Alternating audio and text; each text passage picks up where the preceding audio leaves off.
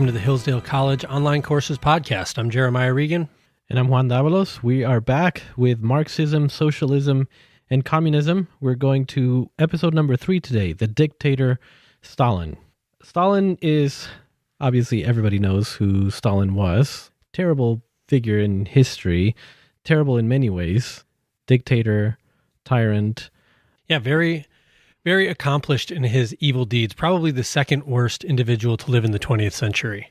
One of the greatest descriptions, I think, that I've read from Stalin, and I encourage you all to go read it also, comes from Alexander Solzhenitsyn. And actually, we'll cover Solzhenitsyn in the next lecture, but I think it's right to bring it up here because there's two ways that you can look at Stalin, and obviously as a tyrant. And if you ever have the opportunity of reading Aristotle's Politics, there's a chapter dedicated to tyranny, and he describes the tyrant. And if you read Solzhenitsyn and his description of Stalin, I always thought Solzhenitsyn must have read Aristotle, this description, because it fits perfectly. What are the characteristics of a tyrant according to Aristotle? I mean, the first one is that he rules for his own benefit, not the benefit of his people, but Aristotle gives us a little bit more than that. Yeah, so because of that focus just on himself, he can't trust anybody. He can't trust anybody that's of excellence because they're a threat to him. Therefore, he can't have any friends because he can't have any equals with which he trusts. So everybody around him is people that he distrusts and must get rid of, or they are beneath him and he doesn't trust them. It's a very lonely life. That's where you get the airbrushing out of former party loyalists from photographs with Stalin, people just disappearing, being erased from history. Right, and the intellectuals also, getting rid of the intellectuals because they are a threat. They are, they can make arguments against you, therefore you must get rid of them. To read Aristotle's description of the tyrant, go to hillsdale.edu/course. That's hillsdale.edu/course. Under the episode 3 supplemental readings on our website, you can see that excerpt that Juan is talking about. Now let's turn to episode 3, the dictator Stalin of Marxism, Socialism, and Communism.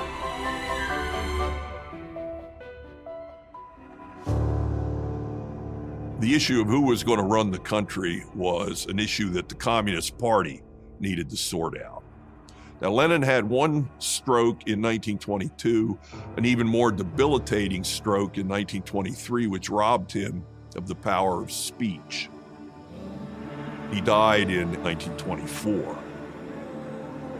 Stalin, birth name actually Jugashvili, was Georgian by origin. So he grew up in the Tsarist Empire, in a part of the Tsarist Empire with a certain tradition of national peculiarity. In the case of Georgia, a little bit of maybe resentment of Russian dominance, and also an interesting tradition, you might say, of a kind of culture of the vendetta, which I think Stalin definitely absorbed. Despite his later reputation for being something of a thug or a strongman, Stalin was actually an intellectual. He actually dabbled in poetry. He was a good writer. He was an impressive theoretician. He was absolutely a Marxist, an intellectual, someone who took ideas seriously, who took doctrine seriously, who came to the attention of many of the leaders of the Russian Marxist, later Bolshevik party, such as Lenin. I first became acquainted with Lenin in 1903. It was not a personal acquaintance, but was by correspondence. It made an indelible impression upon me, one which has never left me throughout all my work in the party. My knowledge of Lenin's revolutionary activities had convinced me that in Lenin we had a man of extraordinary caliber. He had a darker side as well.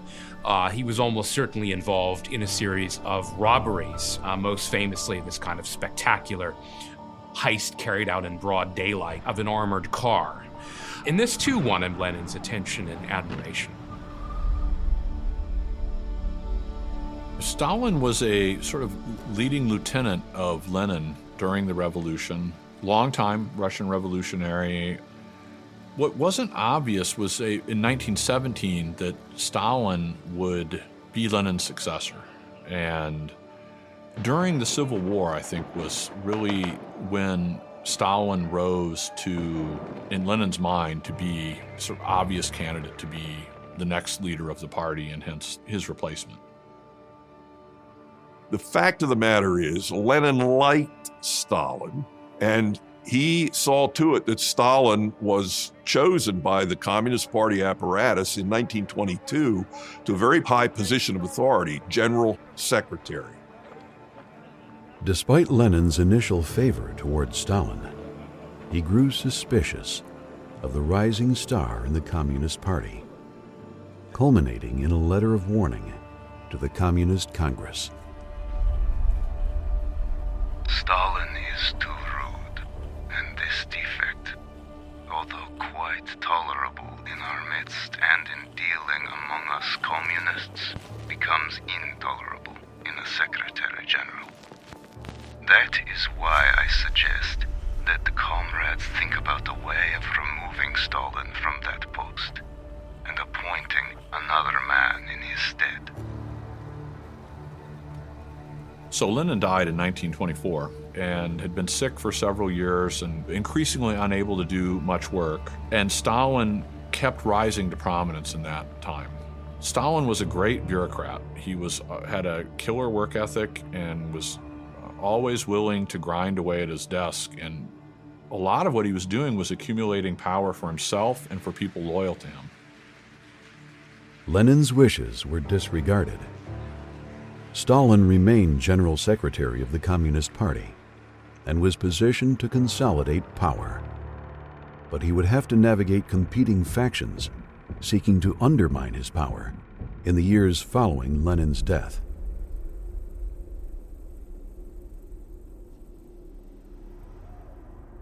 Over quite a long period of time, probably not until 1938, so about 15 years, Stalin has to navigate and purge. And so the Great Purge is sort of the coping stone, dated like 1936 to 38, of anybody who was prominent before Stalin. Maybe anybody would be an exaggeration, but not by much.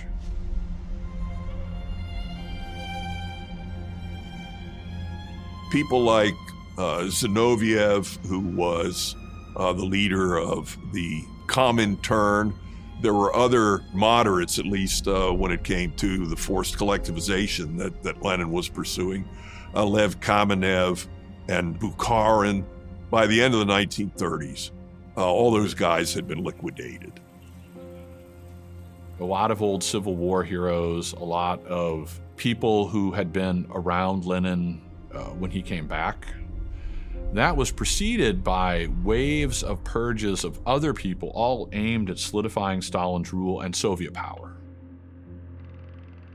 Leon Trotsky, who was Stalin's major competition, had led the Red Army during the Russian Civil War, was exiled, had to leave Russia in 1929. As he's consolidating power, he decides that new economic policy has to end. So he actually expropriates all of the NEP-men, as they were called, NEP, NEP-men, these capitalists. And he takes all of their property, ends up, in fact, imprisoning most of them, executing many of them, and institutes full-blown system of central economic planning.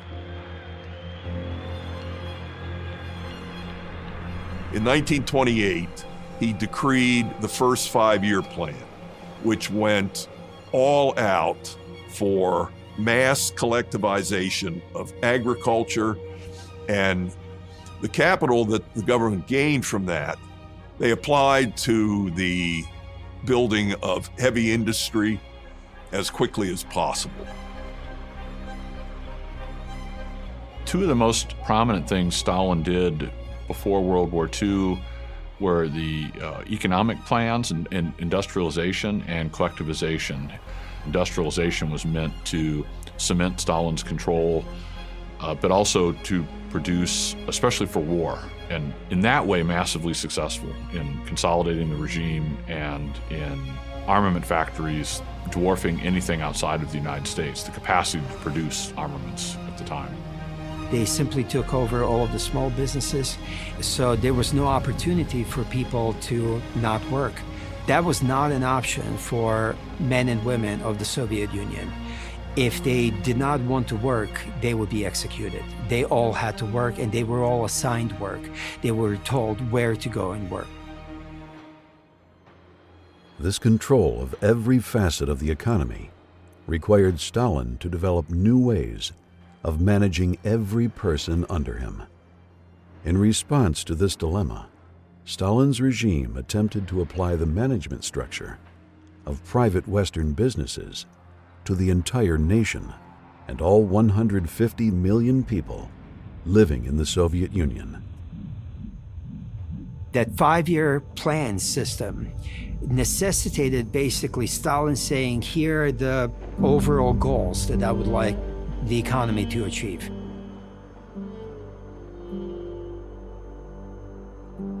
I want there to be more focus on industrialization and production of steel. And then there was the institution by the name of Gosplan. Gosplan was the central planning board of the Soviet Union. Gosplan would then have the responsibility to come up with a fairly detailed plan for the production of the entire economy. And then they would send that plan kind of down the hierarchy, and it would say, here's what we expect you to do. Are you able to do that? The management would say, there's no way we can do that. Or, we can do that, but we're going to need more resources to be able to accomplish that. And then once it got to the bottom, to the actual line workers and things like that, it would start making its way back up the hierarchy with more feedback provided until it reached back to Gosplan. And Gosplan would then present it to Stalin. Stalin would sign off for it, and it would become what came to be known as plan law. And then subsequently, there would be the implementation of that plan law, and they would have to stick to that plan for the next 5 years, come hell or high water. And that's what the Soviet Union did for the subsequent 63 years. A record of overstaffing, overplanning, and complete incompetence at the center, of human misery, starvation, death and disease among the peasantry. The only creatures who have any life at all in the districts visited are boars, pigs, and other swine. Men, women, and children, horses and other workers are left to die in order that the 5-year plan shall at least succeed on paper. The repression under Stalin began almost immediately with the launching of the first 5-year plan and the collectivization drive, which began in 1928 and 1929. Stalin's focus was entirely on the economic structure of the country. The political structure of the country was established. It was very easy. He was in charge. He had absolute power. There were a series of show trials of so-called wreckers, or of these groups who were kind of scapegoated or blamed for anything that would go wrong with the industrialization drive. So there was a kind of mass terror, mass arrests, which began very early on. Moscow show trials were a series of trials, especially of leading people in the party, as part of the Great Purge, meant to show, I think, Stalin's power. Like, these people on the most ridiculous charges were supposed to accuse themselves and confess in front of everybody, hence the show trial. I mean, they weren't real trials. They weren't trying to prove something. The result was predetermined. But the key element was literally managed by Stalin himself in a sort of theatrical way, in public, in front of the press and Western press, and then have that reported all over the world. The few foreign journalists and diplomats permitted to attend the trial were puzzled and astonished at the manner in which the defendants denounced themselves and Trotsky and dragged in the names of other prominent Soviet leaders who in the past have been opposed to Stalin. The prisoners testified as they did with the hope of escaping torture or obtaining commutation of sentence, or from fear that failure so to testify would result in harm to members of their families or friends. Stalin very much thought of himself as the vanguard of the proletariat. He thought he was the physical embodiment of the proletariat, and therefore whatever he decided should be done, because he had absolute confidence that what he was doing would be the right thing for the working classes. And we have very little evidence that he ever had any doubts in the means that he was using to achieve the ends that he was after. Stalin absolutely went full bore with the communist offensive. Full central planning, full state control of agriculture, all of this absolutely part of the Marxist tradition. Of course, it wasn't perfect in practice. They didn't really have enough tractors to mechanize all of agriculture. They had to import a lot of foreign equipment. They had to hire a lot of foreign capitalists. There was a pragmatic side to Stalinism. There always was. Even the kolkhoz, or the collective farm, one of the most famous institutions of Soviet communism of the Stalin era, was actually modeled on an American capitalist operation run by the Wheat King of Montana, as he was known popularly. There were illicit levels to this as well. There was a Soviet espionage, an industrial espionage campaign, a whole team of spies that penetrated the American aviation industry in the 1930s. There were other teams that were studying things like armaments production, tanks and tractors. And this is a very conscious policy on the Soviet part, a policy of industrial espionage. Stalin's collectivization and industrialization transformed the Soviet economy. It built factories, technologies, and machines at a rapid pace. However, brutal Soviet methods were not without massive human suffering. Suffering struck the farmers of Ukraine especially hard.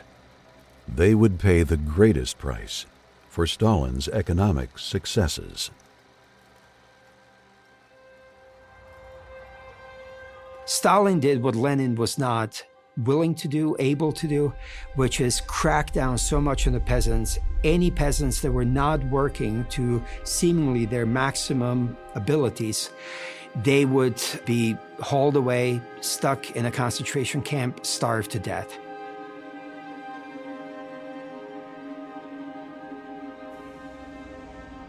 Led to horrible famine, killed many people were killed in the process of forcing them onto the farms or starved afterwards. The Great Famine in the Ukraine in 1932-33 came at the tail end of the first five-year plan, but it has to do with the fact that the peasants were resisting the government coming in and stealing their land. And the first group of peasants that Stalin targeted for mass liquidation were called the kulaks. They sent hundreds of thousands of farmers, so-called kulaks, that is the successful farmers. Actually, that's what the kulaks were. So they were, the ones who had a brick house on their farm. You're a kulak, you're gone.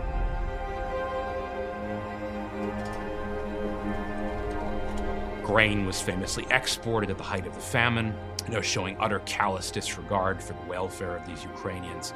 Horrific suffering. We know about reports from the era of cannibalism. This is called Holodomor. Nobody knows exactly how many Ukrainian peasants were killed. Rumors began circulating in the village that in one family the parents of a little boy had killed and eaten him. I began to be afraid of my mother, and I would cry. One day my mother asked me why I was crying.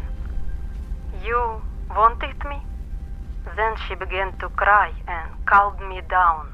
A 12-year-old girl, an acquaintance of mine, died in a nearby house. Her mother cut up her corpse, put the pieces on a plate, and ate them. Entire families were dying after being poisoned by copper sulfate, which the authorities have sprinkled into the bags of seed grain to prevent people from eating it.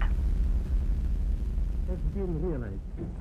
And I believe sincerely that the most impelling motive that has lain behind the conversations which were successfully concluded yesterday between Russia and the United States was the desire of both countries for peace, the desire for the strengthening of the peaceful purpose of the civilized world.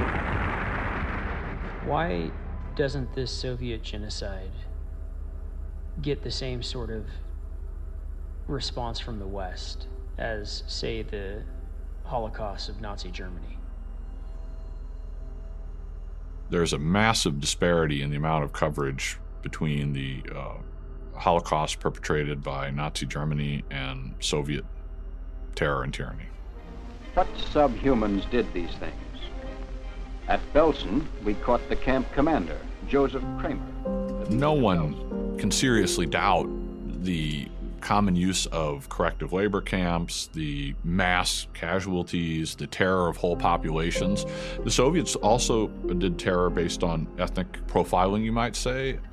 Baltic Germans, Koreans, Chechens, mostly class enemies, following Marxist theory. And the only thing I can think of to account for the difference in treatment is Western elites are often sympathetic to communism.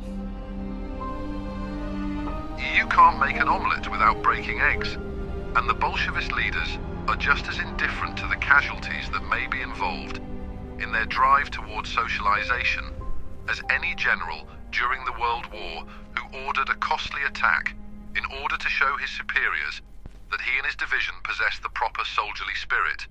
In short, conditions are definitely bad in certain sections, but there is no famine. Do you believe in our founders' vision for America? That our republic will only survive if we are an educated and informed people who know our rights and duties?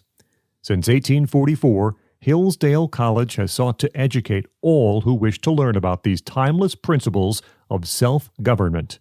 For more than 50 years, the college has worked to spread that mission by sending Imprimis to millions of Americans. Imprimis features some of the best speeches given at Hillsdale events, and now an audio version of the popular speech digest is available in a new podcast of the same name. And, like the print publication, Imprimis, the podcast, is always free. Listen to the best arguments from speakers such as Chris Rufo, Molly Hemingway, Mark Stein, and Hillsdale College President Larry Arnn, read by Hillsdale students. Subscribe today to listen to Imprimis at podcast.hillsdale.edu. That's podcast.hillsdale.edu or wherever you get your audio.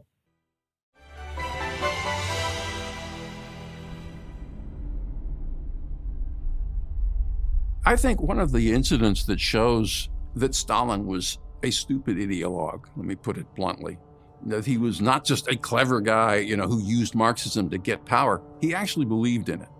And that was, he believed that Soviet engineers were deliberately sabotaging his plans. And so they had all these engineers trials. But the engineers, these were basically people who were trying to figure things out in the context of a chaotic economy run by government bureaucrats who were ignorant mostly of how to produce anything. Stalin misunderstood. He thought these people were like suffused with bourgeois morality and therefore secretly working against the government. So he had them arrested, and many of them were sent off to the Gulag Archipelago, and they basically destroyed a large quantity of the people who were building Russia, who were building the Soviet economy.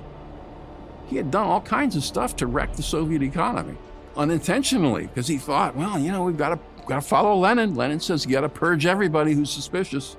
So send them off to the camps. And in each case, hundreds of thousands, sometimes millions of people would be sent off into the camps to work, often to die because they weren't fed enough, really, to live a healthy life. His legacy, most importantly, is one of brutality. He killed something like 15 to 20 million civilians. All of those civilians were killed because they stood in the way of progress from reaching the final stage of history, that communist stage of history. The brutality was just unimaginable. Trotsky had moved to Mexico, and he was murdered there by an associate that he had taken into his entourage. In fact, this young man was a Stalin agent. That was in 1940. The Soviet military was weakened when war started because a lot of their senior leadership had been killed and replaced with people without nearly as much experience. But Stalin's power was solidified. In that way, it made the Soviet Union stronger. The outbreak of World War II did not merely correspond with a new peak of Stalin's consolidated power. It also signaled an opportunity that Stalin was keen to capitalize upon. Then Hitler invaded Austria, Czechoslovakia, and in 1939, Poland. First step on the road to Russia. But his eastward march was interrupted by France and Britain declaring war. So the Germans were forced to turn west. And in 1940, as we have seen, wiped the last opposition from Western Europe. And while the Nazis were unsuccessfully trying to beat Britain to her knees, the German generals were already planning to resume the interrupted Eastern Blitz. The road to Russia was now open. Well, I suppose by Stalin's war, in the first sense, I mean that the Second World War was Stalin's victory.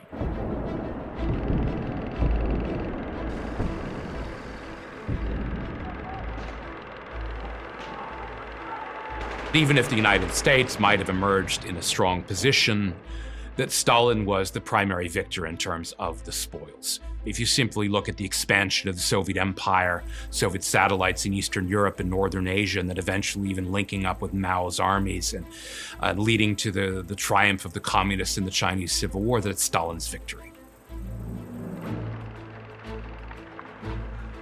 But there's a broader sense in which Stalin's war was a design, or at least a result, of Stalin's own diplomatic and strategic maneuvering. That is to say, particularly the war that broke out in Europe in 1939 was not a war that anyone in Europe particularly wanted.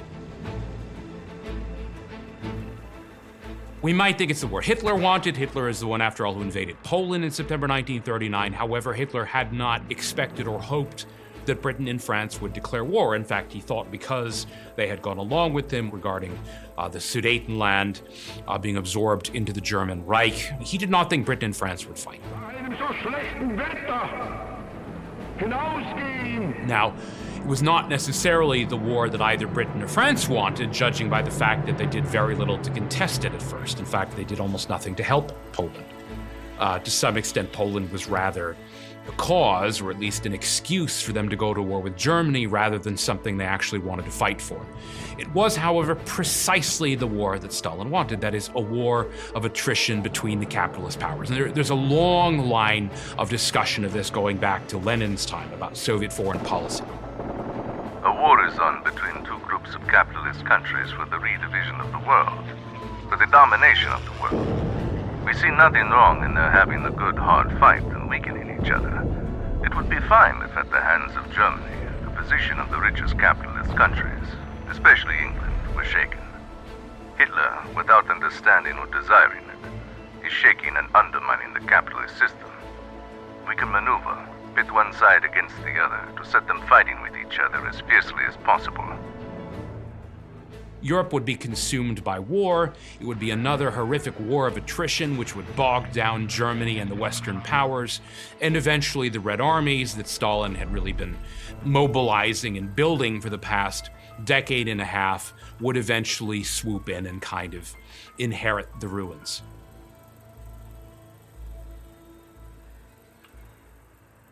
Despite the perception that the Soviet Union was a strong Western ally and military power by the end of the war, the grim reality was that the Soviet Union was barely holding on to its own survival, and indeed was only afloat because of American aid.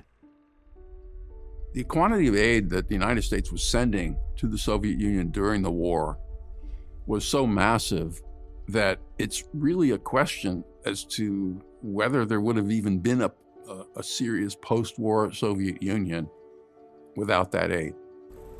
They had been so devastated during the war, and plus Stalin in the 1930s had so wrecked his own system of economic production that without the American buildup and sending them the latest technology and latest patents and all that, it would have been really hard for the Soviets to be able to be a world power on par with the U.S. The victorious side in the Second World War, the principal members of the so-called Grand Alliance, were the United States of America, the United Kingdom, and the Union of Soviet Socialist Republics. You've got the world's largest capitalist country, the world's largest imperialist country, and the world's largest communist country, all fighting on the same side. But if there was anything that communism stood against, it was capitalism and imperialism. Yet, these three powers fought and won the European War in World War II. Once the common enemy of Adolf Hitler and the Nazi regime, once that was eliminated, I think it was perfectly natural to expect the alliance to break up. And it did. The city of Yalta in the Crimea is the meeting place of the leaders of Britain, Russia, and the United States. The Yalta Conference was held in February 1945.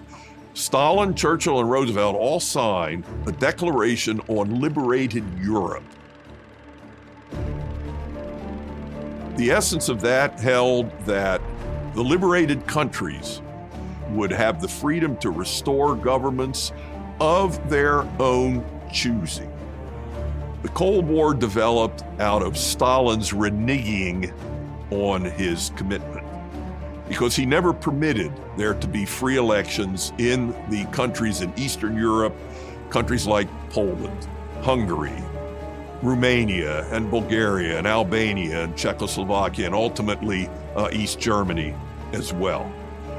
By 1947, 1948, the communist parties in every one of those Eastern European countries had taken power. We have no choice except to build up our defenses. The world. So a year and a half or two after the war, Truman and his staffers are beginning to notice, all these deals that we made with the Soviets during the war, they're not living up to, many of them. And Truman didn't go along with that. And he and his people decided, in fact, we're now becoming afraid of the Soviet Union because they seem to want to keep expanding. So much mistrust had developed out of that inevitably we get the Cold War.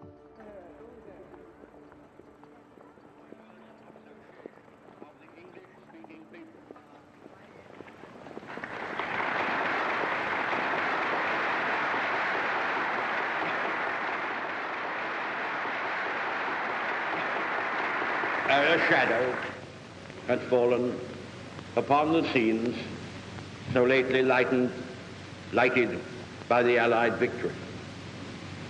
Nobody knows what Soviet Russia and its Communist International Organization intends to do in the immediate future, or what are the limits, if any, to their expansive and proselytizing tendencies.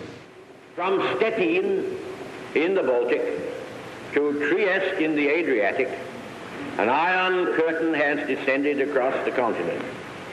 Behind that line lie all the capitals of the ancient states of Central and Eastern Europe: Warsaw, Berlin, Prague, Vienna, Budapest, Belgrade, Bucharest, and Sofia.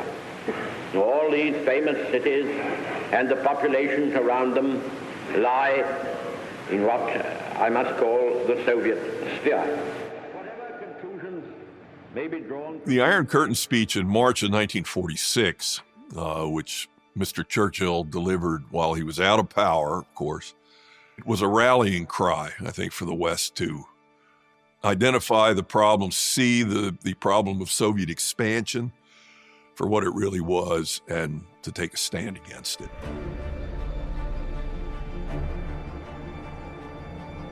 Orthodox Marxism, the proletarian revolution was going to be spontaneous or close to spontaneous in all the advanced countries of the world, basically Europe.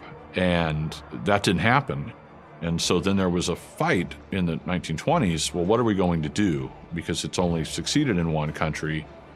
The big turning point was the aftermath of World War II when, because of the way the war was settled with very favorable terms for the Soviet Union, Soviet armies were in other places, especially most famously in Eastern Europe, but also in the Far East. The ending of the war had greatly advantaged the Soviets, and they were able to aid the communists in China in taking over China, kind of breaking out of the socialism in one country model towards the end of Stalin's life. As communism began to spread after World War II throughout Europe and Asia, the Western world grew increasingly concerned. By wily political maneuvers, Stalin leveraged the war to position the Soviet Union as a leader in the New World Order and to exert control over the weaker nations of Eastern Europe and Asia. Some of the horrors we later associate with Stalinism began very early on in Stalin's reign. A lot of the history of it was actually known at the time. Perhaps not well known in the West, but it was well known inside the Soviet Union and even talked about by Soviet leaders who talked about it as it was happening. Toward the end of Stalin's life, even as the West began to become more vocal in its concern about the spread of communism, most citizens of the West were unaware of the brutality that lay beneath the growing sense of unease. It wouldn't be until decades later, after the publication of Alexander Solzhenitsyn's writings, that the full scope of the horrors of Stalin's reign would come to light and shock the conscience of the Western world.